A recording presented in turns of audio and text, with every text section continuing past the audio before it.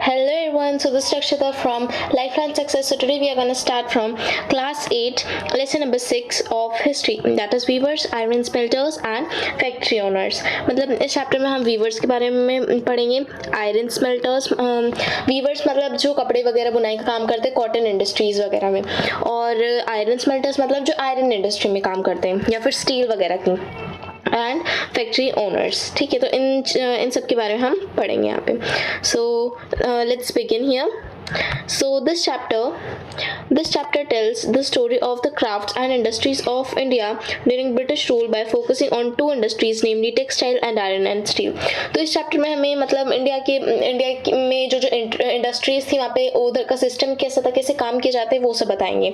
तो यहाँ पे दो टाइप की इंडस्ट्री बहुत फोकस किया जाएगा, textile and iron and steel. Textile मतलब कपड़ों की इंडस्ट्री और आयरन और स्टील की industry. So both these industries were crucial for the industrial revolution in the modern world. तो ये दोनों इंडस्ट्री के बहुत ज़्यादा इम्पोर्टेंट थी जब मतलब इंडस्ट्रियल रिवोल्यूशन हुआ था, जब मतलब इंडस्ट्री के खिलाफ प्रोटेस्ट वगैरह हुआ था, तो तब ये दोनों इंडस्ट्री का बहुत ज़्यादा इम्पोर्टेंट रोल प्ले हुआ था. Mechanized production of cotton textiles made Britain the foremost industrial nation in the 19th century. फिर मतलब कॉटन टेक्सटाइल की मतलब कॉटन टेक्सटाइल जो थी, इन्होंने मतलब इस इंडस्ट्री ने क्या किया, ब्रिटिश को अपनी तरफ अट्रैक्ट किया, क्योंकि हमारे यहाँ की कॉटन मतलब कॉटन जो कपड़ा था बहुत ज़्यादा फाइनेस्ट कपड़ा था, बहुत ज़्यादा अच्छा कपड़ा था, तो इसकी वजह से ब्रिटिश क्या है इसकी तरफ अट्रैक्ट हुए. Then and when its iron and steel industry started growing from 1850s, British came to be known as a workshop of the world. तो फिर जब आयरन और स्टील इंडस्ट्री जब ग्रो होना स्टार्ट हुई, जब उसका सिस्टम वगैरह सेटअप किया गया, तब ब्रिटिश को क्या बोलते थे हम, workshop of the world. Then after that, the industrialization of Britain had a close connection with the conquest and colonization of India. अभी जो मतलब जब ब्रिटिश में क्या मतलब जब इंडस्ट्रियलाइजेशन हो रहा था, तो उनको क्या क्या प्रोडक्ट्स की ज़रूरत पड़ी और इंडिया से उसका कैसा कनेक्शन है, तो वो सब हम पढ़ने वाले हैं. You have seen in chapter 2 how the English East India Company interested in the trade led to occupation of a territory and how the pattern of trade changed over the decades. तो chapter 2 में हम लोगों ने पढ़ा था कि जैसे east India company India में आई, उन्होंने कैसे कंट्रोल जमाया, क्या क्या चीज़ें वो लेके गए. ठीक है, तो ये सब हम लोगों ने पढ़ा था चैप्टर नंबर 2 में. In the late 19th century, the company was buying goods in India and exporting them to England and Europe, making profit through this sale. तो लेट 18th सेंचुरी में क्या हुआ, जो कंपनी थी मतलब ईस्ट इंडिया जो British थे, क्या वो इंडिया से तो गुड्स ले लेते थे, मतलब इंडिया में चीप रेट्स पे खरीद लेते थे और इंग्लैंड और यूरोप में बेच देते, तो इसकी वजह से उनका क्या प्रॉफिट हो जाता था. With the growth of industrial production, British industrialist began to see India as a vast market for the industrial products, and over time manufactured goods from Britain began flooding India. तो जैसे जैसे industrial production grow होता गया, ठीक है, India में जैसे industry वगैरह ज़्यादा बनने लगी, ज़्यादा अच्छा सामान बिकने लगा, तो क्या कि फिर ब्रिटिश ने मतलब इंडिया को एक ऐसी नज़र से देखा जहाँ से उनको बहुत ज़्यादा प्रॉफिट हो सकता है. तो how did this affect Indian crafts and industries. तो इसकी वजह से मतलब इंडियन क्राफ्ट्स पे और इंडस्ट्रीज वगैरह पे क्या इफेक्ट हुआ. This is the question will explore in this chapter. तो इसी क्वेश्चन का आंसर हम इस पूरे चैप्टर में मिलने वाला है. So let's start. So next is Indian textile and the world market. तो इंडिया के टेक्सटाइल मतलब इंडिया के क्लोथ्स जो रहते थे और world market.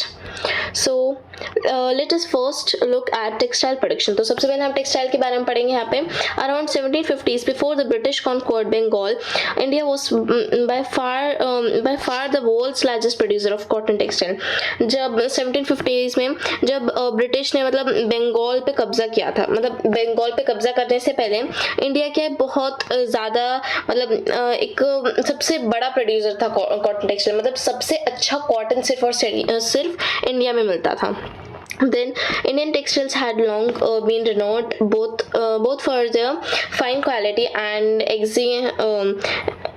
Execute and craftsmanship. तो इंडिया में क्या थे, एक तो अच्छा टेक्सटाइल, मतलब टेक्सटाइल कैसे उसकी क्वालिटी भी अच्छी थी और उसके जो डिज़ाइन वगैरह थे वो भी अच्छे थे। Then they were extensively traded in South East Asia. तो सबसे ज़्यादा कहाँ होते थे, मतलब इनका ट्रेड साउथ ईस्ट एशिया में, जैसे Java, Sumatra and Penang and West Central Asia. Now after that, from the 16th century, European trading companies buying Indian textiles for sale in Europe। फिर जो मतलब ये यूरोपियन ट्रेडिंग कंपनीज है, ठीक है, 16th century के आते आते जो यूरोपियन ट्रेडिंग कंपनीज थी उन्होंने इंडिया की गुड्स खरीदना स्टार्ट कर दिया, वो भी चीप रेट्स में, मतलब बहुत ज़्यादा सस्ते में खरीदना उन्होंने शुरू कर दिया। Then memories of this flourishing trade and the craftsmanship of the Indian weavers is preserved in many words still current in English and other languages। फिर यहाँ पे क्या हुआ, मतलब जैसे जैसे ट्रेड और फ्लरिश होता गया और ज़्यादा मतलब आगे उसकी ग्रो होने लगी, जैसे फ्लरिश होता गया, जैसे फैलता गया, वैसे ही जो इंडियन व्यूवर्स थे वो मतलब अलग अलग अच्छे अच्छे नए नए डिज़ाइंस बना रहे थे वहाँ पे। अब इंग्लिश और दूसरे लैंग्वेजेस भी चल रही थी। It is interesting to trace the origin of such words and see what they tell us. तो उन्होंने ब्रिटिश वगैरह ने कैसा बोला, मतलब ये डिज़ाइंस देखो यहाँ पे ये डिज़ाइन है कॉटन का, ठीक है, बहुत अच्छे से, मतलब जैसे यहाँ पे एलिफेंट का डिज़ाइन यहाँ पे ड्रॉ किया गया है इस पे। सो ये बहुत अच्छा लग रहा है वैसे तो मतलब इतने अच्छे और इतनी लाइक वी कैन से बहुत ज़्यादा इस पर मेहनत लगी होगी कारीगरी करने में, जिसका हम हिंदी में बोलते हैं। Then next is words tell us history. अभी वर्ड्स हमें हिस्ट्री कैसे बताते हैं। Now European traders first encountered fine cotton cloth from India carried by Arab merchants in Mosul in present day Iraq। अभी यूरोपियन ट्रेडर्स को मतलब cotton का पता कैसे चला था, उनको सबसे पहले कॉटन का मिला था। उनको सबसे पहले कॉटन दिखा था जब अरब मर्चेंट्स कॉटन लेके जा रहे थे इंडिया से। जब अरब मर्चेंट्स कॉटन लेके जा रहे थे, मतलब मोसूल में लेके जा रहे थे, जिसको आज हम इराक के नाम से जानते हैं। So they began referring to all finely woven textiles as muslin, a word that acquired wide currency। तो ऐसे ही एक मसलिन है, मसलिन में भी क्या है, कॉटन की वैरायटी भी बहुत अच्छा कपड़ा है muslin. When the Portuguese first देखो जैसे यहाँ पे मसलिन है, अभी मसलिन मतलब एक्चुअली यहाँ पे क्या है, प्लेसेस के नाम के बेसिस पे यहाँ पे मतलब कॉटन के वैरायटीज के नाम रखे जाते हैं। जैसे जगह कौन सी है, मोसूल, तो उसका नाम क्या हो गया कपड़े का, मसलिन। मोसूल में कौन सा कपड़ा, कॉटन का कपड़ा पाया जाता है, वो है मसलिन। फिर then when the Portuguese first came to India in search of spices, they landed in Calicut on the Kerala coast in southwest India। मतलब जब पोर्टुगीज जो थे वो इंडिया में आए, तो इंडिया में क्यों आए थे, स्पाइसेस मसाला वगैरह इनकी खोज में आए थे। तो फिर तब वो आके कैलिकट में लैंड हुए। कैलिकट मतलब कोलकाता, ठीक है। कैलिकट में आए जो मतलब केरला के कोस्ट पे, ठीक है।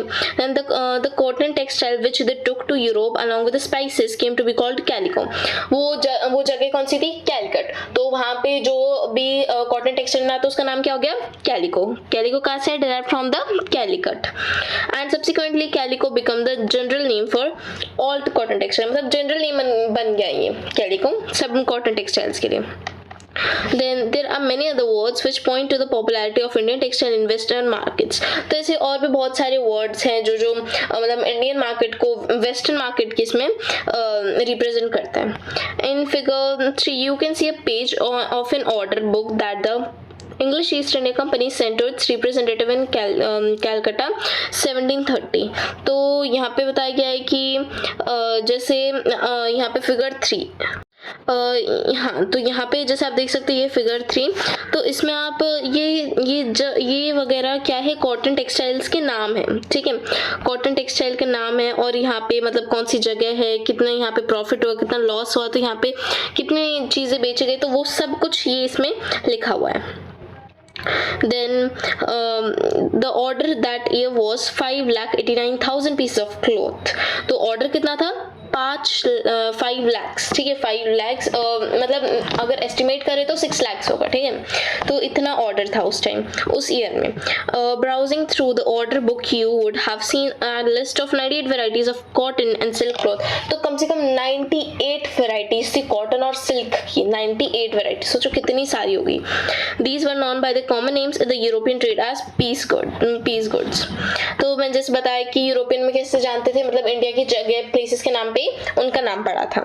Usually woven cloth pieces that were 20 yards long and yard wide. तो ऐसे कुछ कुछ कपड़े थे जो 20 yards लॉन्ग, ठीक है, ये 20 yards लॉन्ग ऐसे, ठीक है, और फिर ये 1 yard, ये 1 yard और ये 20 yards, ठीक है, 20 yards उसकी लेंथ और 1 yard उसकी width। Then next if we move, that is now look at the names of the different varieties of the cloth in the book।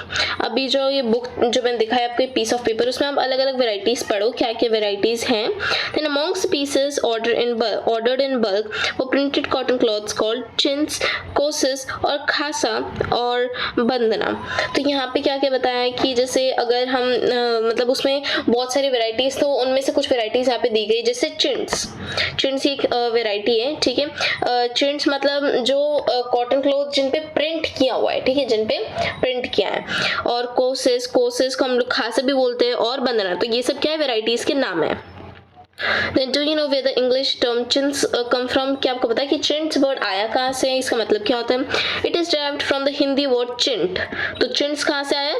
चिंट से। चिंट एक हिंदी वर्ड है जिसका मतलब होता है cloth with small and colourful flowery design. मतलब चिंट मतलब एक कपड़ा जिसमें मतलब बहुत छोटे छोटे और सुंदर सुंदर फ्लावर्स, कलरफुल फ्लावर्स का डिजाइन है।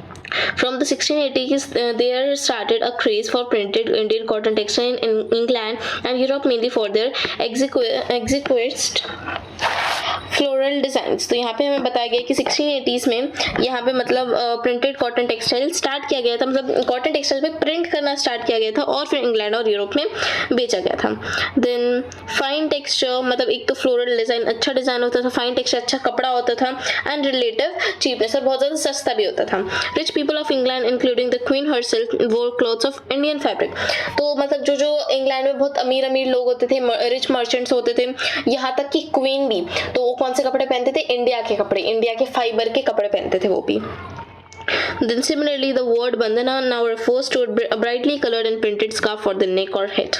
अभी बंदना क्या रिप्रेजेंट करता है, क्या बताता है? बंदना का मतलब होता है कि एक बहुत ज्यादा एक ब्राइट कलर, ठीक है, ब्राइट कलर और मतलब प्रिंटेड जिस पे डिजाइन हो वैसा स्कार्फ, ठीक है, जो नेक में पहनते हैं या फिर हेड में भी पहन सकते हैं। Originally the term derived from the word बंधना। तो ये वर्ड कहाँ से है? बंधना, मतलब ये इसको हिंदी में बोलते हैं वैसे हम। And refer to a variety of brightly coloured cloth produce through a method of typing और डाइंग। तो इसमें टाइंग मतलब जो धागा इसको बुना जाता है और फिर डाइंग, और फिर उसमें उसको कलर दिया जाता है, तो उसको हम क्या बोलते हैं? बंधना। Then after that there were other clothes in the order book that were noticed by their places of origin। तो कुछ और भी क्लोथ्स हैं जिनको प्लेसेस के नाम से जाना जाता है, जैसे कासिम बाजार, Patna, Calcutta, Orissa, झरपुर। The widespread use of such words shows that how popular Indian textile had become in different parts of world। तो इसमें क्या दिखाता है कि मतलब इसमें इनसे ये पता चलता है कि इंडिया का टेक्सटाइल, इंडिया का कॉटन टेक्सटाइल मतलब बहुत ज़्यादा क्या है, बहुत ज़्यादा कितना पॉपुलर हो चुका था, कितना फेमस हो चुका था जो ये इंडिया का टेक्सटाइल। देन जैसे आप यहाँ पे देख सकते हो, ये जो फोटो है ये है चिंट्स की, ठीक है, ये किस चीज़ की पिक है? चिंट्स की। देन ये है बंधना डिज़ाइन। कौन सा डिज़ाइन? बंधना का डिज़ाइन जिसमें प्रिंट किया हुआ अच्छे से। And after that Indian textiles in European markets. So इस टॉपिक में हम मतलब इंडियन टेक्सटाइल्स और यूरोपियन मार्केट पे कैसा इफेक्ट पड़ा, तो इनके बारे में हम पढ़ेंगे। So let's start. By the early 18th century, worried by the popularity of Indian textile, wool and silk makers in England began protesting against the import of Indian cotton textile। तो अभी यहाँ पे क्या हुआ, अभी इंडिया का जो textile वो तो बहुत ज़्यादा पॉपुलर होता जा रहा था, मतलब वूल, सिल्क, कॉटन सब कुछ। तो इसलिए इंग्लैंड वालों को गुस्सा आ रहा था कि ये हमसे ज़्यादा प्रोडक्शन कर रहे हैं, ठीक है, तो इनका क्या ज़्यादा फायदा होगा। In 1720, the British government enacted a legislation banning the use of printed cotton clothes chintz in England। तो फिर उन्होंने क्या कर दिया कि इंग्लैंड में चिंट्स जो वैरायटी है उसको बैन कर दिया ताकि इनका प्रॉफिट ना हो। अभी इंग्लैंड में नहीं बेचेंगे तो इनको पैसे मिलेंगे नहीं। Then interestingly, this act was known as Calico Act। तो इस एक्ट को क्या बोलेंगे? Calico act. कैलिको एक्ट मतलब जो आके पैसे मतलब जो इंडिया के टेक्सटाइल सेचेंट्स, तो उसको इंग्लैंड में जाने से बैन कर देगी, मतलब वो इंग्लैंड में नहीं जाएगा। तो उस एक्ट को क्या बोलेंगे? Calico act. At this time textile industries had just begun to develop in England. तो इस टाइम में जब मतलब जस्ट जब ये कैलिको एक्ट आई, तब क्या इंग्लैंड में इंडस्ट्रीज जस्ट इवॉल्व ही हो रही थी, अभी तक बहुत ज़्यादा प्रोडक्शन नहीं था। Unable to compete with Indian textiles, English producers wanted a secure market within the country by preventing the entry of Indian textile. तो इससे पहले मतलब इंडिया और ज़्यादा प्रोडक्शन करे, उनको एक ऐसा मार्केट चाहिए था, मतलब एक ऐसी जगह ऐसा मार्केट चाहिए था जिसमें वहाँ पे इंडिया के कॉटन टेक्सटाइल्स वगैरह कुछ भी ना आए, ठीक है। Then the first to grow under government protection was the calico printing industry. तो सबसे पहले इनका ये इनोवेटिव जो भी इन्होंने अटेंशन दिया, जो मेजर सबसे पहले लिया वो था कि कैलिको प्रिंटिंग इंडस्ट्री को प्रोटेक्ट किया जाए। Then Indian designs were now imitated and printed in England on white muslin or plain unbleached Indian cloth. अभी इंग्लैंड में कौन कौन से जाते हैं? इंग्लैंड में सिर्फ प्रिंटेड वाले जाते हैं, ठीक है, प्रिंटेड वाले, और वाइट मसलिन और जो प्लेन अनब्लीच इंडियन क्लोथ्स जाते हैं, ठीक है। Then competition with Indian textiles also led to a research for technological innovation in England. तो जब इंडियन टेक्सटाइल्स के बीच कंपटीशन हो रहा था इनकी इंडियन टेक्सटाइल ज़्यादा प्रोड्यूस करेगा या फिर England. So then in 1764 the spinning jenny was invented by John Kay, which increase the productivity of traditional spindles. तो फिर अभी क्या है, इंडिया ने फिर सोचा कि अभी इंडिया को तो लॉस हो रहा था क्योंकि इंग्लैंड वाले खरीद नहीं रहे थे, तो उन्होंने अब क्या किया, उन्होंने एक ये बनाया स्पिनिंग जेनी, ठीक है, उन्होंने क्या बनाया? Spinning jenny. तो ये किसने बनाया? जॉन काय ने। The invention of the steam engine by Richard Arkwright in 1786 revolutionised cotton textile weaving. तो इसमें क्या है, उनको क्या है, कॉटन बनाने में बहुत ज़्यादा हेल्प हो जाती थी, मतलब बहुत ज़्यादा जल्दी बन जाता था मशीन्स की वजह से। Cloth could now be woven in immense quantities and cheaply too. तो अभी कॉटन क्या है, ज़्यादा क्वांटिटी में भी पहन सकते हैं और बहुत सस्ता भी है। Then, however, Indian textiles continued to dominate world trade till the end of the 18th century. मतलब इंडियन टेक्सटाइल्स जो है उन्होंने मतलब कंटिन्यू उन्होंने क्या है, डोमिनेट किया है, मतलब जो क्या है, टक्कर दी है, क्या बोल सकते हैं हम, टक्कर दी उन्होंने यूरोप को। Then European trading companies, the Dutch, the French and the English. तो अभी यूरोपियन ट्रेडिंग कंपनीज में कौन कौन थे? डचेस थे, फ्रेंच थे, इंग्लिश थे, पोर्टुगीज वगैरह, ये सब थे, ठीक है। Made enormous profits out of this flourishing trade. तो ये उन्होंने स्पिनिंग जेनी बना ली, तो इसकी वजह से क्या उनको और फायदा ही फायदा होता गया, ठीक है। तो मतलब और ज्यादा उनका ट्रेड क्या फैल रहा था। These companies purchased cotton and silk textile in India by importing silver. तो इन्होंने क्या किया, ये कंपनीज क्या ये कॉटन और सिल्क लेती थी इंडिया में से और बाहर सिल्वर इंपोर्ट करती थी। सिल्वर मतलब बाहर उसको दुगने दाम में बेचती थी। But as you know in chapter 2 when the English East India Company gain political power in Bengal, it is no longer had to import precious metal to buy Indian goods. जैसे कि हम लोग चैप्टर 2 में पढ़ा था कि जब इंग्लिश ईस्ट इंडिया कंपनी जब बंगाल को अपने कब्जे में कर लेती, तब क्या उनको ये प्रीशियस वगैरह मेटल, ये सब जैसे कीमती सोने, सिल्वर वगैरह, ये सब देने की ज़रूरत नहीं है, मतलब इंडिया की चीज़ों खरीदने के लिए। Instead they collected revenues from peasants and zamindars in India and use this revenue to buy India textile. वो क्या करते थे, मतलब वो टैक्स लगाते थे, रेवेन्यू मतलब जमींदार किसानों इन पे टैक्स लगाते थे, ताकि फिर इनको मतलब खरीदना होगा ना, तो ये टैक्स वगैरह से इनके टैक्स से ही क्या करिए, इंडियन टेक्सटाइल को खरीद लेंगे। So the next is this is of no use. Then if we move forward, that is who were the weavers. अब weavers कौन थे, ठीक है। So let's study. Weavers often belonged to communities that specialized in weaving. अब weavers कौन थे? वो communities से आते थे जो एकदम weaving में perfect होते हैं, ठीक है, जो मतलब weaving वगैरह उनकी skills वगैरह अच्छी होती है। Then their skills were passed on from one generation to the next. उनकी skills क्या है, जैसे अभी वीवर का बेटा है, ठीक है, मतलब उनके दादा परदादा वगैरह उस टाइम से क्या है चली आ रही थी ये प्रथा। The tanti weavers of Bengal, the Jwalas or Momin weavers of North India, Sale and Koikalar and Devangs of South India are some of the communities famous for weaving.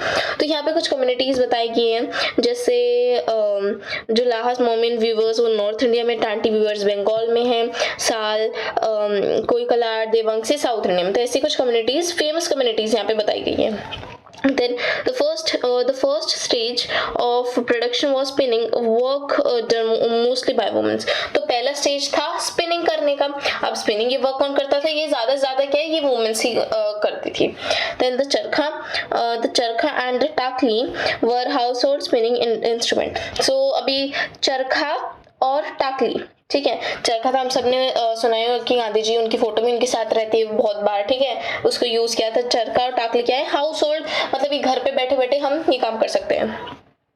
The thread was spun on the चरखा and rolled on the टाकली. तो thread क्या है? Thread को कहाँ पे बुनते हैं? चरखा पे. और फिर उसको स्पन किस में, मतलब रोल किस में किया जाता है? टकली, मतलब एक वो स्टिक आती है जिसपे यहाँ पे ऐसे ऐसे ऐसे वो रोल होता है, ठीक है. Then when the spinning was over, the thread was woven into clothes by weaver. जब स्पिनिंग हो जाती थी, पूरा प्रोसेस हो जाता था, तब वो धागे को क्या है, हम क्लोथ में कन्वर्ट करते थे. और वो कौन कन्वर्ट करते थे? वो करते थे viewers. In most communities weaving was a task done by men. बहुत ज्यादा कम्युनिटी, बहुत सारी कम्युनिटीज में क्या वीविंग कौन करते थे? मेन. और spinning women. For colour textile the thread was tied by the dyer. अभी अगर हमें कलर्ड कपड़ा चाहिए तो उसके लिए हमें उसको कलर करना पड़ेगा. वो कलर कौन करता था? डायर. known as रंग रेस. अभी उस टाइम पे डायर को क्या बोलते थे? रंग race. Then for printed cloth the weavers needed the help of specialist block printers known as चिपकार्स. मतलब अगर हमें प्रिंटेड क्लोथ चाहिए, फॉर प्रिंटेड क्लोथ वीवर्स क्या करते थे? the weavers needed the help of specialist block printers. अभी उनको मतलब प्रिंट करवाना है उस पे, ठीक है, तो वो प्रिंट कौन करेगा? जो प्रिंट करते थे उनको बोलते थे चिपकार्स. Handloom weaving and the occupation associated with it provided livelihood for million of Indians. मतलब ये वीविंग वगैरह, स्पिनिंग वगैरह ये सब करने से क्या बहुत सारे इंडियंस को क्या है, अपना लाइवलीहुड, अपनी रोजी रोटी कमाने का एक जरिया मिल गया, ठीक है. And next is the decline of Indian textile. अभी ये इंडियन टेक्सटाइल तो फ्लरिश हुआ था, ठीक है. अब उसको कैसे कैसे कम हो गया धीरे धीरे, तो वो पढ़ने वाले हम इसमें. So the development of cotton industries in Britain affected the textile producers in India in several ways. तो cotton industries ब्रिटेन में जो डेवलपमेंट हो रहा था, तो उसकी वजह से भी इंडिया के ऊपर बहुत इफेक्ट पड़ा. First, Indian textile now had to compete with British textile in the European and American markets. अभी क्या करना था? अभी इंडिया, मतलब इंडिया वालों को ब्रिटिश वालों से क्या कॉम्पीट करना था, ताकि वो हमसे प्रोडक्शन में आगे ना निकल जाए. Second, exporting textiles to England also become increasingly difficult since very high duties were imposed on Indian textile imported into Britain. तो अभी हम लोग क्या है, हम लोग एक्सपोर्टिंग टेक्सटाइल टू इंग्लैंड, हम ही पहले, मतलब इंडियंस ही इंग्लैंड को टेक्सटाइल भेजते थे, और फिर वो मतलब बहुत मुश्किल हो जाता था क्योंकि उन्होंने वहाँ पे बैन भी कर दिया, और ताकि वो अपना ज़्यादा प्रॉफिट कमा पाए. और फिर next, by the beginning of 19th century English made cotton textiles successfully ousted Indian goods from the traditional markets in Africa, America and Europe. तो अभी फिर ये जो ब्रिटिश है, तो इन्होंने क्या किया, अभी इंडिया वालों का तो बैन करा दिया, तो फिर ये क्या करते थे, खुद बनाते थे ये स्पिनिंग जर्नी वगैरह जो मैंने आपको मशीन्स बताई, और फिर कहाँ बेचते थे? अफ्रीका, अमेरिका और यूरोप में. Then thousands of weavers in India were now thrown out of employment. अभी उनको कोई काम नहीं है, वो कहाँ बेचेंगे इसको? हाँ, अभी इन्होंने मतलब फिर इंडिया में क्या बहुत ज़्यादा डिक्लाइन होने लगा, बहुत आधे से ज़्यादा लोगों के, मतलब आधे से ज़्यादा वीवर्स की क्या है, एम्प्लॉयमेंट छिन गई. Then Bengal weavers were the worst hit. तो सबसे ज़्यादा इसका इफेक्ट किस पे पड़ा? Bengal weavers. Then after that, English and European companies stopped buying Indian goods, and the agents no longer gave out advances to weavers to secure supplies. तो यहाँ पे फिर क्या हुआ, मतलब Bengal weavers were the most worst. सबसे ज़्यादा तो उनको परेशानी फिर इंग्लिश और यूरोपियन कंपनीज थी, तो उन्होंने इंडिया के गुड्स लेना बंद कर दिया, ठीक है, इंडिया के गुड्स लेना बंद कर दिया. Then distressed weavers wrote petitions to the government to help them. तो जो weavers बहुत ज़्यादा distressed थे, मतलब एकदम स्ट्रेस में थे, पूरी तरह स्ट्रेस में थे, तो उन्होंने क्या किया, गवर्नमेंट से हेल्प मांगना शुरू कर दिया. अभी जैसे ये लेटर है, लेटर नहीं बट यहाँ पे ये बताया गया we must starve for food, मतलब कैसे भुखमरी छा गई, हमें खाना नहीं मिल रहा रोज, वो कमा तो रहे नहीं, उनके पास एक ही जरिया था वीविंग का, अब वो भी छिन गया. तो ये सब ऐसे ऐसे मैसेजेस गवर्नमेंट को लिखे गए हैं. देन सेम यहाँ पे एक और दिखाया गया है, please publish this in your paper. ठीक है, ताकि पेपर में ये पब्लिश करो और ये काम वगैरह है. ठीक है, तो ये इतना इम्पोर्टेंट नहीं है. Then after that but words was still to come, but अभी तक सबसे वर्स्ट टाइम तो आने का ही था. By the 1830s British cotton cloth flooded Indian markets. In fact by the 1880s 2/3 of the all the cotton clothes worn by Indians were made of cloth produced in Britain. अभी फिर क्या हुआ, British अब जो cotton cloth बना रहा था तो वो सब लोग इंडिया में पहन रहे थे. ठीक है, क्योंकि आधे लोग भी मान रहे थे हाँ कि उनको ब्रिटिश के कपड़े अच्छे लगने लगे हैं, तो उन्हीं इंडिया वाले भी ब्रिटिश के ही पहन रहे थे. This affected not only specialist weavers but also spinners. सिर्फ वीवर्स पे इफेक्ट नहीं पड़ा, इसकी वजह से स्पिनर पे भी बहुत ही इफेक्ट पड़ा. Then 1000 of rural women who made a living by spinning cotton thread was rendered jobless. अभी जो वुमेन्स क्या है ये स्पिनिंग का काम करती थी तो वो भी क्या जॉबलेस हो गया, अब उनके पास भी कोई काम धंधा नहीं है करने के लिए. Then handloom weaving did not completely die in India. अब पूरी तरीके से खत्म नहीं हुई थी हैंडलूम वीविंग, मतलब हाथ से बुनाई करना. This was because some types of clothes could not supplied by machines. ये इसलिए क्योंकि स्पिनिंग जेनी से जो क्लोथ्स बना रहे थे वो हम लोग हाथ से नहीं बना सकते, इसलिए. How could machines produce saris with intricate borders और clothes with traditional women patterns. अभी मशीन तो साड़ीज वगैरह जो ट्रेडिशनल पैटर्न तो बना नहीं सकते. These had a wide demand not only amongst the rich but also amongst middle classes. तो अभी इनको क्या है, सिर्फ इसकी जो इंडिया हाथ से बनाते थे अब उसकी डिमांड बढ़ने लगी. अब सिर्फ रिच ही नहीं, इवन द मिडिल क्लासेस, जो मिडिल क्लास के लोग हैं उनको भी बाय करना बहुत पसंद था. Nor did the textile manufacturers in Britain produce very course clothes used by poor people in India. British के क्लोथ्स क्या है जो पुअर लोग हैं वो भी पहनते थे, उन्होंने बहुत ही ज्यादा सस्ते कर दिए. Then you must have heard of Solapur in western India and Mathura in south India. तो आपने शोलापुर जो वेस्टर्न इंडिया में और मधुरा जो साउथ इंडिया में उसका नाम सुना होगा. Then these towns emerged as important new centers of weaving in the late 19th century. तो इनको क्या किया, तभी बहुत ज़्यादा मतलब नए सेंटर्स निकल के आए वीविंग के लिए. Late during the national movement, Mahatma Gandhi urged people to boycott imported textile and use handspun and hand-woven cloth. तो फिर महात्मा गांधी ने क्या है फिर अर्ज की, मतलब अपील की, रिक्वेस्ट की कि आप लोग इनके ब्रिटिश के कपड़े मत पहनो, आप खुद से बनाए हुए, आप खुद अपने हाथ से बनाओ और वो पहनो. Khadi gradually became a symbol of nationalism. फिर जैसे आपको पता है चरखे के साथ गांधी जी क्या थे, वो कपड़ा जो चलाते थे वो कौन सा था, खादी का. तो खादी क्या है, एक नेशनलिज्म का सिंबल बन गया. The charkha came to represent India and it was put at center of tricolor flag of the National Indian Congress. जैसे आपने देखा भी होगा जो फ्लैग रहता है, ठीक है, तो उसके बीच में यहाँ पे चरखा रहता है. ठीक है, तो ये इसलिए बनाया था कि क्या रहे, ये इंडिया का नेशनलिज्म दिखाया.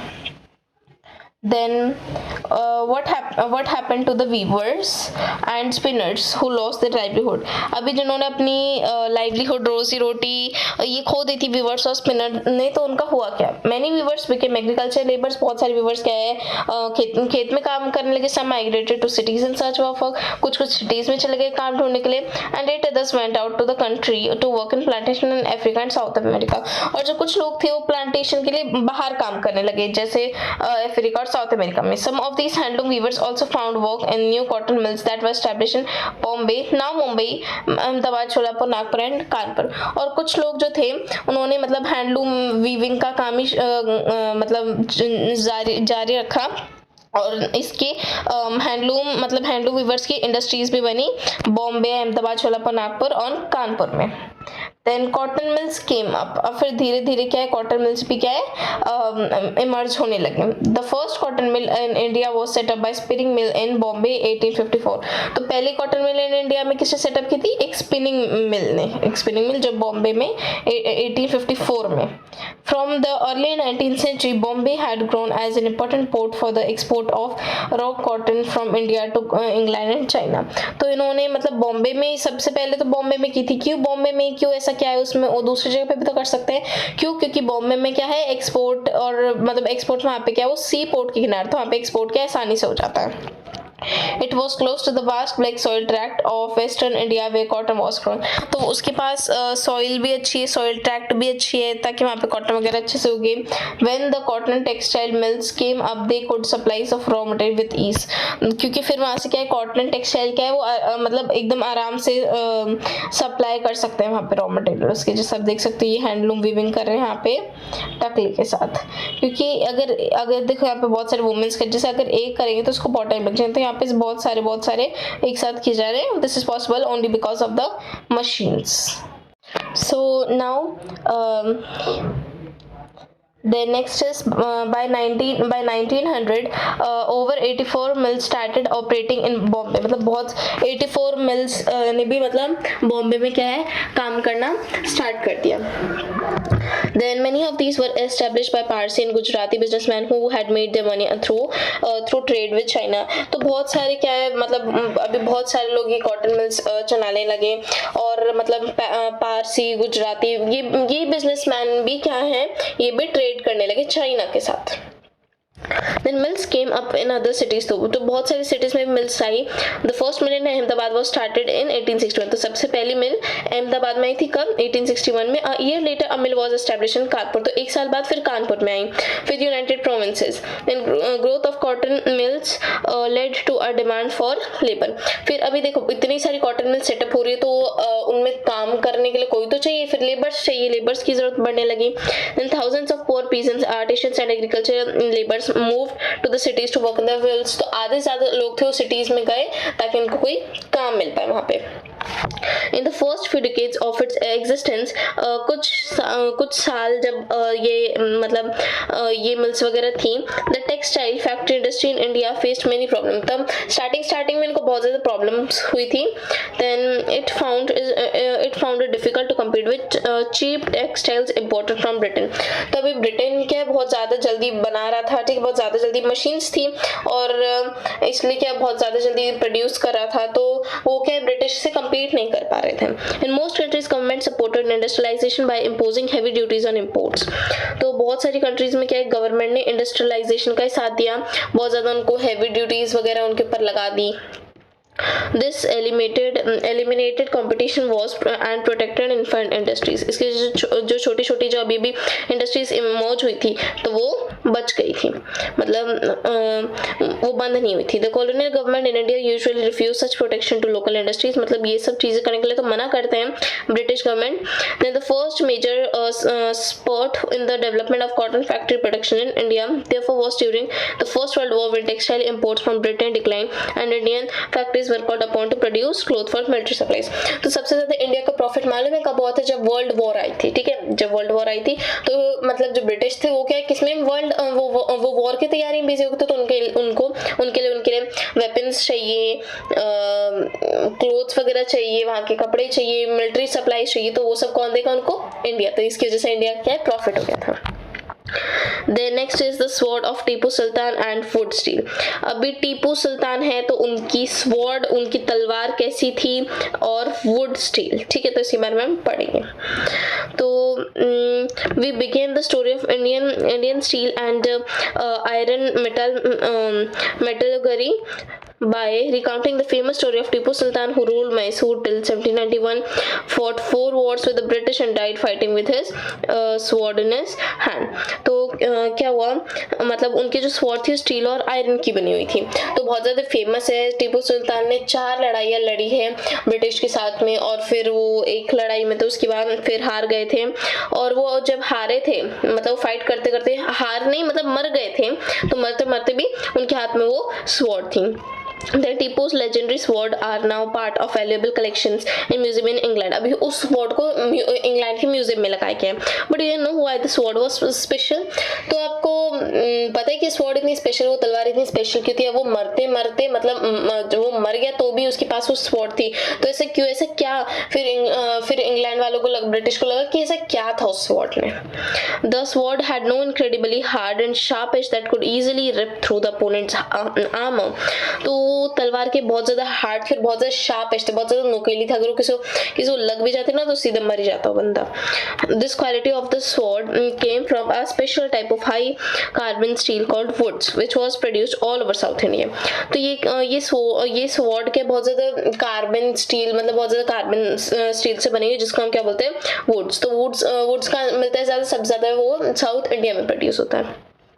Would steel when made into swords produced a very sharp edge with a flowing water pattern. तो उसका क्या है, मतलब जैसे flowing water pattern ऐसा उसका pattern है. This pattern came from very small carbon crystal. तो ये pattern कहाँ से, बहुत छोटे carbon crystal से आया है जो iron में रहते हैं.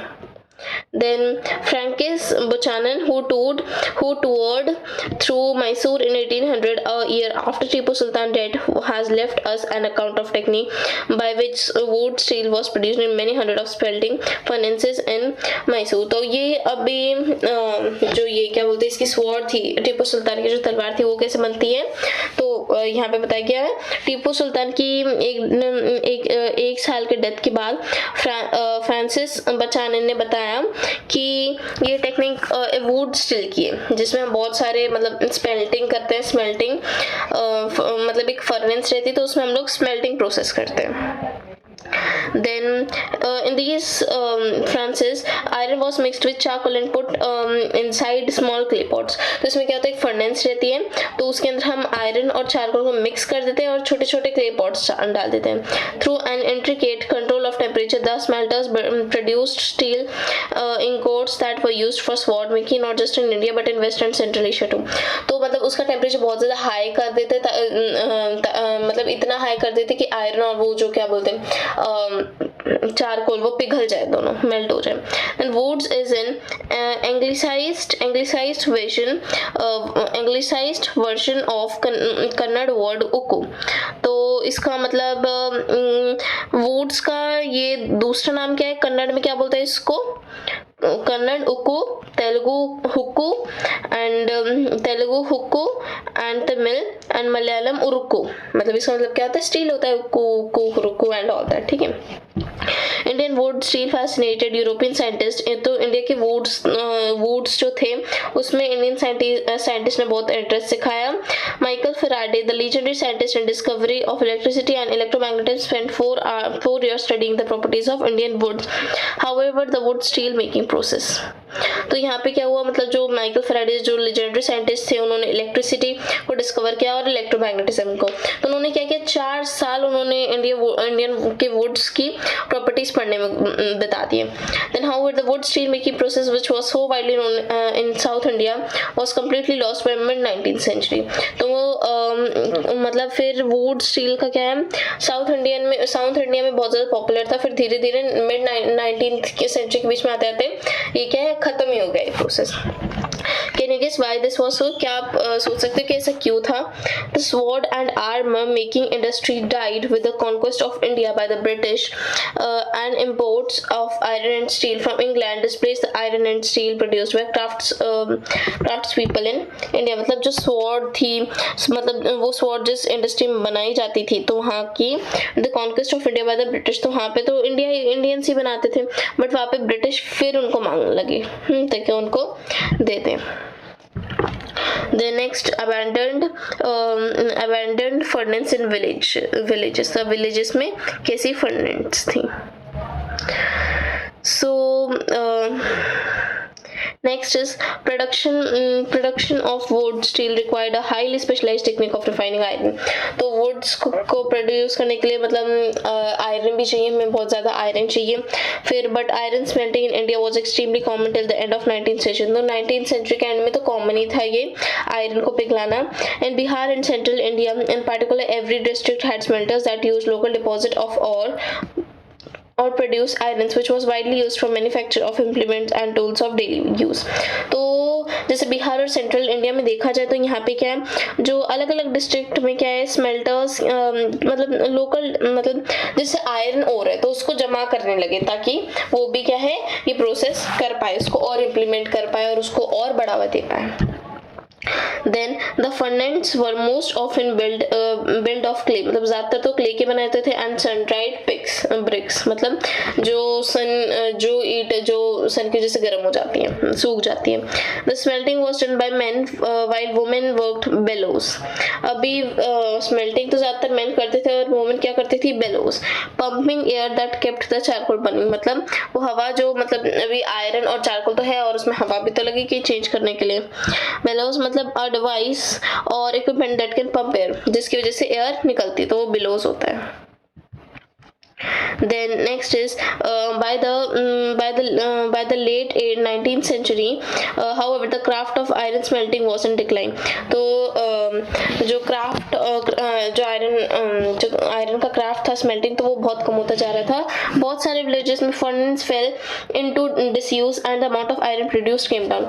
तो बहुत सारे विलेजेस में तो ये बंद ही कर दिया था, मतलब एकदम पूरा बंद हो गया था कि ये स्मेल्टिंग नाम का कोई प्रोसेस भी होता है, और मतलब आयरन की जो प्रोड्यूस था वो भी कम हो गया. तो व्हाई वाज दिस सो, तो ऐसा क्यों हुआ था? तो one reason was a new forest law that you have read about in chapter 4. तो एक रीजन जो चैप्टर 4 में हमने पढ़ा था, when the colonial government prevented people from entering the reserve forest, how could the iron smelters find would for charcoal. अभी देखो, अभी चारकोल कैसे, मतलब चारकोल के लिए हमें वुड चाहिए, वुड किससे मिलेगा, पेड़ों से. तो चैप्टर 4 में हमने क्या पढ़ा था कि उन्होंने, ब्रिटिश गवर्नमेंट ने क्या है, ये जो फॉरेस्ट इनको रिजर्व कर लिया था, मतलब प्रोटेक्टेड कर लिया था कि क्यों यहाँ से पेड़ वगैरह नहीं काटेगा. Where could they get iron और, अभी उनको आयरन और कहाँ से मिलेगा. Then defying forest laws, they often entered the forest secretly and collected wood, but they could not sustain their occupation on the basis for long. मतलब अभी forest law तो बना दिए गए थे, अभी बहुत लोग तोड़ते भी थे, मतलब ये जो लॉस बनाए उनको तोड़ देते थे और चुपके जाके घुस जाते थे. अभी ये चुपके जाके घुस जाएंगे फिर लेके आ जाएंगे, तो ऐसा कितने टाइम तक चलता. Then many gave up their craft and मतलब बहुत सारे लोगों ने छोड़ दी कि चलो हम नहीं करते क्राफ्ट, हम अपनी बस रोजी रोटी कमाएंगे. Then in some areas the government did grant access to the forest, मतलब कुछ एरियाज में तो गवर्नमेंट ने मतलब एक्सेस परमिशन दे दी थी जाने की फॉरेस्ट में.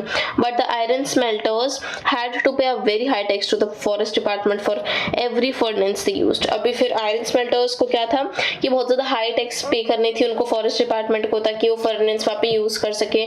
दिस रिड्यूस इनकम, तो बहुत ज़्यादा टैक्स वहाँ पे वो दे रहे थे, तो उसकी वजह से क्या उनकी इनकम क्या है वो कम हो गई थी. However by the late 19th century iron steel was being imported from Britain. अभी आयरन और स्टील क्या है वो ब्रिटेन से आता था, और iron Smith in India began using the imported iron to manufacture utensils, implements. तो जो आयरन और स्टील, जैसे आयरन आता था तो उससे हम बर्तन बनाते थे और नए नए इम्प्लीमेंट्स बनाते थे.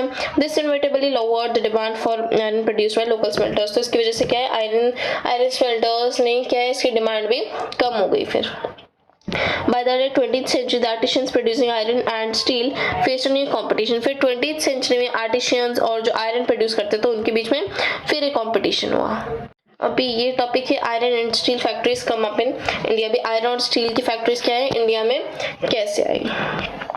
Now the year was 1904. अभी कौन सा ईयर था, 1904 in the hot month of April. तो बहुत ज़्यादा गर्मी थी. Charles Weld and American geologist and Dorabji Tata the eldest son of Jamsetji Tata were traveling in Chhattisgarh in search of iron ore deposit. They had spent many months on a costly venture looking for source of good iron ore to set up a modern iron and steel plant in India. तो अभी यहाँ पे Charles weld और डॉबजी टाटा कौन थे, जमशेदजी टाटा के बड़े बेटे. ठीक है, तो ये दोनों चार्ल्स वेल्ड और दोराबजी टाटा कहाँ गए थे, मतलब छत्तीसगढ़ में गए थे ताकि यहाँ पे कुछ अच्छे आयरन ओर डिपॉजिट ढूंढे ताकि वहाँ पे ये इंडस्ट्रीज लगा सके. Then Jamshedji Tata had decided to spend a large part of his fortune to build iron and steel industry in India. तो क्या चाहते थे कि इंडिया में एक अच्छी बड़ी आयरन और स्टील इंडस्ट्री बने, but this could not be done without identifying source of a fine quality iron ore. ये जब तक नहीं होगा जब तक हमें इसकी एक सुटेबल जगह नहीं मिल जाती जहाँ पे हम आयरन ओर बना सकते हैं. One day after traveling for many years in the forest, Weld and Dorabji came upon a small village and founded a group of men and women carrying basket loads of iron ore. तो एक दिन जब वो घूमते घूमते बहुत घंटों से घूम रहे थे, फिर वेल्ड और दोराबजी टाटा है तो एक छोटे से गांव में आ गए. वहां पे उनको मैन और वुमेन दिखे जो बाल्टियां बकेट भर भर के क्या करे आयरन ओर लेके जा रहे थे. These people were the Agarias. ये लोगों के क्या बोलते थे Agarias. When asked where they had found the iron ore, जब हम लोगों ने पूछा कि ये आयरन ओर तुम्हें कहाँ से मिला, तो Agarias pointed to a hill in the distance. तो Agarias ने एक पहाड़ी की तरफ इशारा किया. Weld and Dorabji reached the hill after an exhausting trek through dense forest. फिर Weld और Dorabji टाटा वो हिल पे गए ताकि उनको ट्रेक थ्रू dense forest कि वहाँ पे कुछ मिल जाए उनको. On exploring the hill, the geologists declared that they had at last found what they had been looking for. वो उनको आखिरी शायद से अभी इनको यही जगह मिल जाएगी. But Ranjare Hills had one of the finest ores in the world. तो Ranjare Hills थी, उनके पास क्या बहुत अच्छे ores भी थे पूरे वर्ल्ड में. But there was a problem, but एक प्रॉब्लम थी. The reason was dry and water necessary for running the factory was not be found near, but the Tatas had to continue their search for a more suitable places to set up the factories. However the Agarias helped in the discovery of a source of iron ore that would later supply the Bhilai steel plant. तो क्या हुआ, भी एक problem थी क्योंकि वहाँ का छत्तीसगढ़ जो भी वहाँ का जगह थी जहाँ पे सेटअप करने वाले थे, वहाँ पे क्या है बहुत ज़्यादा ड्राई, बहुत ज़्यादा सूखा था और इंडस्ट्री चलाने के लिए तो हमें पानी चाहिए. अभी पानी होगा नहीं तो कैसे चलेगी. फिर अभी इनको वेल्ड और दोराबजी टाटा को थोड़ा और घूमना पड़ेगा इनकी सर्च में अच्छी. Then a few years later, a large areas of forest was declared on the banks of the river Subarnrekha to set up the factory and an industrial township Jamshedpur. फिर इनको इतना ढूंढने के बाद एक एक बड़ा फॉरेस्ट दिखा जो क्लियर हो चुका था. वो कहाँ था, सुबर्णरेखा के पास में था और वो जगह का नाम क्या था, Jamshedpur. Then here there was water near iron ore deposit. तो यहाँ पे आयरन ओर भी था और उसके पास में वाटर भी था. फिर the Tata iron and steel company TISCO that came up began producing steel in 1912. अभी 1912 में कंपनी क्या थी, Tata iron and steel company. इसको हम किसके नाम से जानते थे, टिस्को के नाम से भी जानते थे. TISCO was set up at opportune time. तो ये क्या है, एक कम टाइम में वहाँ पे क्या है सेटअप हो गई थी.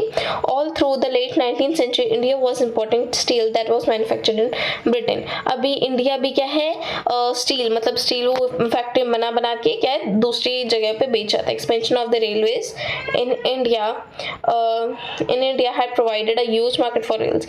अभी जैसे जैसे रेलवेज का एक्सपेंशन होता गया तो वैसे इन्होंने रेलवेज बनाना स्टार्ट कर ताकि ब्रिटिश दूसरे ब्रिटेन में अच्छे से पहुंच जाए, एक्सपोर्ट कर पाए. For a long while British experts in the Indian railways were unwilling to believe that good quality steel could be produced in India. But British expert जो ब्रिटिश थे उनको ये यकीन नहीं हो रहा था कि सच में इंडिया वाले इतना अच्छा कॉटन इतना अच्छा ये प्रोड्यूस कर सकते हैं. Then by the time TISCO was set up in the situation that was changing. अभी टिस्को तब सेटअप हुआ जब सिचुएशन चेंज हुई थी. 1940 the first world war broke out. 1940 में तो पहली फर्स्ट वर्ल्ड वॉर हुई थी. But steel produced in Britain now had to meet the demands of war in Europe. अभी जो स्टील ब्रिटेन में प्रोड्यूस किया जा रहा था इंडिया से, उनको क्या थी, उनको अपने वॉर के लिए डिमांड्स भी तो चाहिए थी, फुलफिल होनी चाहिए थी. So imports of British steel into India declined dramatically and the Indian railways turn to TISCO for supply of rails. फिर जैसे हम लोग ब्रिटिश में इंपोर्ट कर रहे थे, हम ब्रिटिश इंपोर्ट कर रहा था स्टील वो भी इंडिया में, तो उसकी वजह से थोड़ा थोड़ा इंडियन रेलवे क्या है टिस्को में बदल रहा था. as the war dragged on for several years, जैसे जैसे war चलती गई कुछ सालों में, तो TISCO had to produce shells and carriage wheels for the war. फिर टिस्को ने क्या है shells और जो wheels रहते ना वो बनाना शुरू कर दिया war के लिए. By 1990 the colonial government was buying 90% of the steel manufactured by Tisco. Over time Tisco became the biggest steel industry within the British Empire. फिर धीरे धीरे क्या है 1919 के आते आते जो ब्रिटिश गवर्नमेंट थी वो भी किस चीज़ का कहाँ से स्टील ले रही थी, टिस्को कंपनी से. अब धीरे धीरे टिस्को कंपनी क्या बहुत बड़ी स्टील इंडस्ट्री बन गई पूरे ब्रिटिश एम्पायर में. In the case of iron and steel, as in the case of cotton textile, as in the case of cotton textile, industrial expansion occurred only when the British export into India declined and the market for India industrial goods increased. तो यहाँ पे क्या लिखा है, अगर in case मतलब cotton textiles और industrial expansion है, ठीक है, cotton textile हो रही है और industrial expansion भी हो रहा है जब when British import into India, जब ब्रिटिश कुछ चीज इंडिया में लाते हैं तो उसकी वजह से market for Indian industrials good increase. तो अगर वो चीज लाते रहेंगे तो मार्केट क्या है और ज्यादा होता जाएगा. This happened during the first world war and after. ये कब हुआ, फर्स्ट वर्ल्ड और उसके बाद हुआ, ठीक है, फर्स्ट वॉर और उसके बाद. As nationalist movement developed and the industrial class become stronger. फिर जैसे जैसे नेशनलिस्ट मूवमेंट आता गया तभी डेवलप होता गया और इंडस्ट्रियल क्लासेस क्या और ज्यादा स्ट्रॉन्ग होने लगी. The demand for government protection become louder. तो गवर्नमेंट की प्रोटेक्शन के लिए भी ये बहुत ज़्यादा लाउडर बहुत ज़्यादा हो गया था, बहुत ज़्यादा आवाज़ आ रही थी. फेमस हो गया था the struggling to retain its control over India. The British government had to concede many of these demands in last decades of colonial rule. तो अभी ब्रिटिश गवर्नमेंट ने क्या किया, मतलब बहुत सारी डिमांड्स इनके ऊपर लाद दी कि तुम्हें ये भी करना है, ये भी बनाना है, ये भी प्रोड्यूस करना है, तो कुछ रूल्स में, ठीक है. तो यहाँ हमारा चैप्टर फिनिश होता है. तो हम लोग ने पूरा चैप्टर कवर कर लिया है. So thank you so much for watching this video. We are gonna meet again from a new chapter. So thank you so much. Please like, share and subscribe this video. Bye bye guys.